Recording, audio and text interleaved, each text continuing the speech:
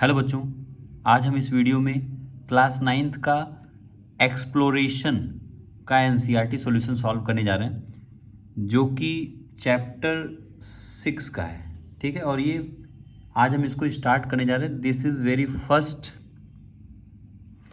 Video on this chapter. Okay, और ये very first अपना न्यूमेरिकल है जिसको हम सॉल्व करने जा रहे हैं। बहुत ही आसान सा क्वेश्चन है बेटा, बहुत ही इजी, यानी पहला है तो आसान ही होगा। और क्या है कि मुझे पूरी प्लेलिस्ट तैयार करनी है और पूरा क्वेश्चन आपको प्रोवाइड करना है। दैट इज़ वाई मैं इसको भी सॉल्व कर रहा हूँ। अदरवाइज़ जो टफ होते हैं उनको मैंने पहले अपलोड कर दिया। ठीक है, तो ज़रा देखते हैं बेटा इस पर। फर्स्ट क्वेश्चन ये कह रहा है कि using a horizontal force F, यानी एक अपने पास एक हॉरिजॉन्टल फोर्स लग रहा है। हॉरिजॉन्टल यानी लाइक दिस, एक एफ फोर्स लग रहा है। अ टेबल इज मूव्ड, और उस फोर्स की वजह से टेबल जो है क्या हुआ, मूव कर गया, खिसक गया। Across floor at a constant velocity. ठीक है, यानी कांस्टेंट वेलोसिटी मतलब वहाँ कोई एक्सलरेशन नहीं है, यानी नेट फोर्स जो है ज़ीरो है। ठीक है, ज़ीरो या ज़ीरो से कम। How much is the frictional force exerted by the floor on the table. अगर टेबल है, और टेबल क्या होगा भाई, टेबल अपना रखा हुआ है,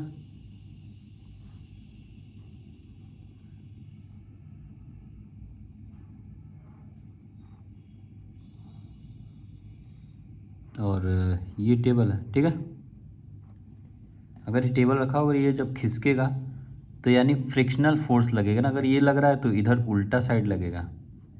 और देखते हैं तो क्या कह रहा है कि पहले एक चीज़ अपने को ये समझ लेना है कि यहाँ एक्सेलरेशन ज़ीरो होगा, क्योंकि कांस्टेंट वेलोसिटी है ना। जब कहीं कांस्टेंट वेलोसिटी हो जाए, यानी इंक्रीज ना हो या डिक्रीज ना हो, ठीक, कोई चेंज ना हो, तो वहाँ एक्सेलरेशन का केस क्या होगा बेटा,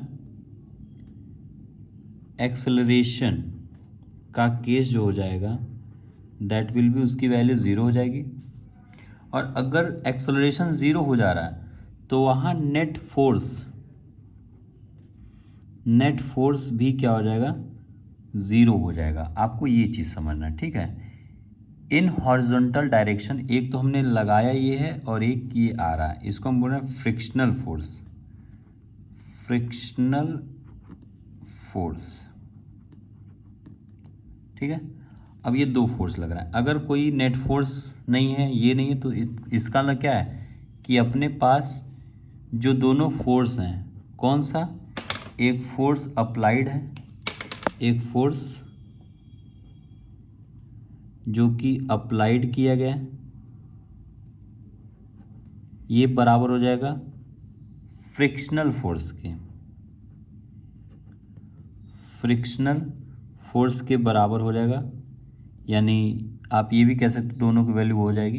लेकिन हाँ, अगर जब ये बराबर हुआ ना, तो पहले तो आप ज़रा एक चीज़ केस पहले ये समझ लो कि ये जो होगा, ये दोनों का एडिशन ज़ीरो हो जाएगा। ठीक है, और दूसरी चीज़ ये देख लेना कि इसको इधर साइड ले जाओ, तो जो एफ अप्लाइड है ना, एफ अप्लाइड है, ये बराबर होगा, लेकिन मैग्नीट्यूड क्या हो जाएगी, जो फोर्स फ्रिक्शनल फोर्स लगा उसके उल्टा। ठीक है, तो यानी यहाँ हम देखेंगे जो पूछ क्या रहा है, फ्रिक्शनल फोर्स एक्सर्टेड, जो फ्रिक्शनल फोर्स है वो अप्लाइड फोर्स के बराबर हो जाएगा।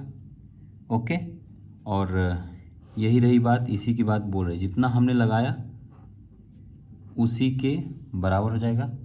बहुत छोटा सा क्वेश्चन है बेटा, इसको आप देख सकते हो बहुत आसानी तरीके से। हाँ, अगर रही बात एफ़ की वैल्यू, तो एफ़ यानी ये थोड़ा लेंदी हो जाएगा, ये 10th का पार्ट है, 12th का लगभग, हाँ 11th में। ओके, 11th का ये पार्ट है।